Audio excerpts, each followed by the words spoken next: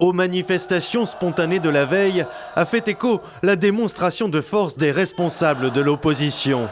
Au premier rang desquels, Lee Jae-myung, le chef du Parti démocrate qui avait perdu de justesse l'élection présidentielle contre Yoon Suk-yeol en mai 2022. Si les citoyens n'avaient pas encerclé l'Assemblée nationale, celle-ci aurait été prise d'assaut par les forces de la loi martiale qui ont brisé les vitres et escaladé les fenêtres. Grâce aux citoyens qui ont risqué leur vie, prêts à affronter les balles, les parlementaires n'ont pas été arrêtés.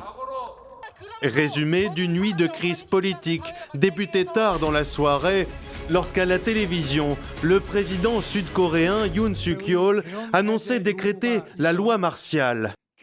Une mesure nécessaire à ses yeux pour protéger le pays de la menace communiste nord-coréenne associée aux forces anti-étatiques pro-Pyongyang présentes à Séoul selon lui. Aussitôt, des troupes se déployaient autour du Parlement. Si l'assaut a d'abord provoqué l'incrédulité, la dernière imposition de la loi martiale remontant à plus de 40 ans, ces images, inconcevables pour de nombreux Sud-Coréens, les jeunes notamment, ont déclenché des manifestations spontanées. Lorsque je suis arrivée ici et que je me suis dirigée vers la porte de l'Assemblée nationale, j'ai vu des soldats rassemblés.